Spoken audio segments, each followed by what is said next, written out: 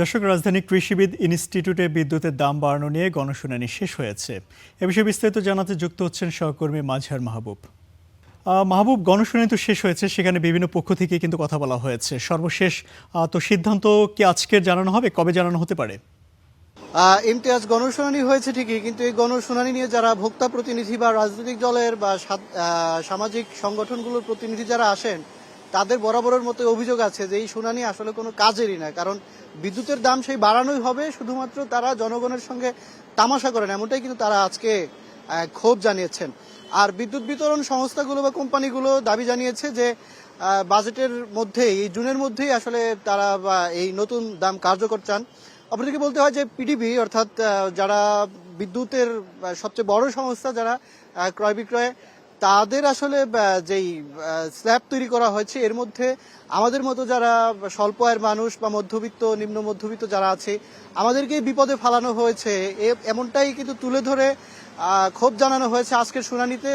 অর্থাৎ 200 ইউনিট পর্যন্ত যারা বিদ্যুৎ ব্যবহার করেন, একেবারেই কম, যাদের হচ্ছে বিদ্যুৎ বিল 1000-1500 টাকার মধ্যে থাকে, তাদের ক্ষেত্রে কিন্তু আরো 300-400 টাকা পর্যন্ত বেড়ে যেতে পারে। এটা একেবারেই নিম্ন মধ্যবিত্ত এবং স্বল্প আয়ের মানুষের জন্য যে স্ল্যাব নির্ধারণ করেছে পিডিবি, সেটা কিন্তু একেবারেই মরার উপর খাড়ার ঘা, এমনটাই বলছেন আসলে যারা আজকে শুনানিতে অংশ নিয়েছেন।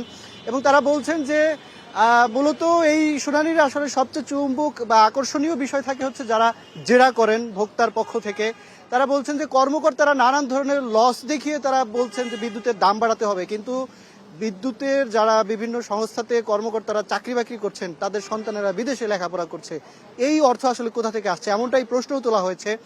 বিআরসির চেয়ারম্যান আসলে দায়িত্ব পাওয়ার পর থেকে এখনো পর্যন্ত নরম সুরে কথা বললে আজকে তিনি বলেছেন যে যারা বিদ্যুৎ বা জ্বালানির প্রকল্পগুলো হাতে নেন, তারা বিআরসির কাছে আগে অনুমতি নিতে হবে, এরপরে পরিকল্পনা মন্ত্রণালয়ে যেতে হবে। যদিও এই সিদ্ধান্ত আরো কয়েক মাস আগে এসেছে, আজকে উনি কড়াকড়ি বলেছেন। আবার তিনি মন্তব্য করেছেন যে বিআরসির কাছে না এসে আপনারা একটা প্রকল্প নেবেন, সেটিতে আবার লোকসান দেখে আবার পরবর্তীতে দাম বাড়ানোর জন্য এসে দাবি জানাবেন, এমনটা কিন্তু হবে না। উনি এই কড়া ভাষায় আজকে কথা বলেছেন, কারণ পুরো আলোচনা জুড়েই কিন্তু বিআরসিকে নিয়ে এবং যে মূল্য নির্ধারণের জন্য যে প্রস্তাব দেওয়া হয়েছে এটি নিয়ে সমালোচনা হয়েছে।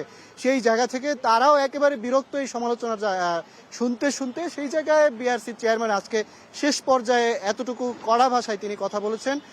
আর পিডিবি সহ বিতরণ সংস্থা বা কোম্পানিগুলোর পক্ষ থেকে যেই দাবি জানানো হয়েছে বা প্রস্তাব দেওয়া হয়েছে, 15% থেকে কিন্তু 30%, 29% পর্যন্ত বিভিন্ন স্ল্যাবে বিভিন্ন পর্যায়ে গ্রাহকদের দাম বাড়বে। সেখানে সবচেয়ে বেশি সমালোচনা হয়েছে এই 200 ইউনিট পর্যন্ত যারা ব্যবহার করছেন, এমনটাই কিন্তু 200 ইউনিট পর্যন্ত যারা ব্যবহার করেন তাদের ক্ষেত্রে আগে যেটি ছিল যে 75 ইউনিট পর্যন্ত যে কম দামে বিদ্যুৎ দেওয়া হয়, 200 ইউনিট পর্যন্ত যারা ব্যবহার করেন সেই সুবিধাটা তারা 75 ইউনিট পর্যন্ত পাবেন, কিন্তু সেই স্ল্যাব উঠিয়ে দেওয়া হয়েছে। সবকিছু মিলিয়ে জুনের মধ্যেই বিআরসি যদি সিদ্ধান্ত নেয়, তাহলে যে প্রস্তাব দেওয়া হয়েছে বাড়তি দামে কিন্তু আগামী অর্থ বছরের শুরু থেকেই বিদ্যুৎ কিনতে হবে গ্রাহকদের। ইমতিয়াজ।